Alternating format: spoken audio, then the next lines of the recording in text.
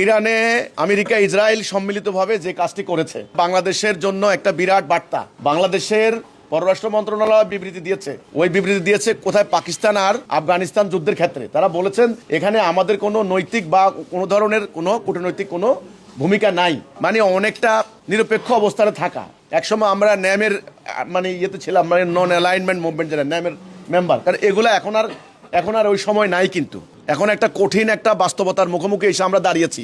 আমাদের এখানে 90% মুসলমান, এখানে আমাদের প্রায় অর্ধ শতাধিক বিভিন্ন ধর্মীয় সংগঠন আছে, তারা কিন্তু বিভিন্নভাবে পক্ষে বিপক্ষে মিছিল করছে, বিক্ষোভ করছে।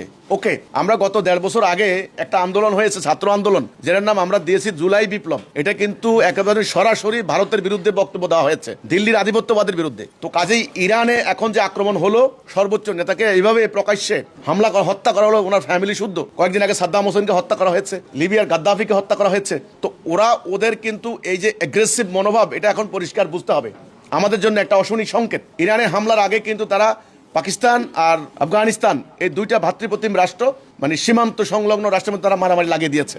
তাহলে এখন দক্ষিণ এশিয়ায় খুব ভয়াবহ সংকট, বিশেষ করে আমাদের মুসলমানদেরকে। এই পরিপ্রেক্ষিতে আমাদের কাছে মেসেজ কি? আমাদের কাছে মেসেজ হচ্ছে, যদি আমাদের ভিতরে ইন্টারনাল এই ধরনের দ্বন্দ্ব থাকে, দলাদলি, তাহলে আমরা কিন্তু আমাদের ওদের মতো পরিস্থিতি হতে কোনো বেশি বাকি নাই। অলরেডি রাজনৈতিক দ্বন্দ্ব করে আমরা এক দলকে দেশ থেকে বের করে দিয়েছি, ওরা এখন প্রস্তুতি নিচ্ছে দেশে রাজনীতি ইন করার জন্য, নিজেদের মধ্যে মারামারি হানাহানি। কাজেই পুরো জাতিটাকে একটা আদর্শের উপরে ঐক্যবদ্ধ করতে হবে, সেটা হলো আল্লাহর সভরেন্টি।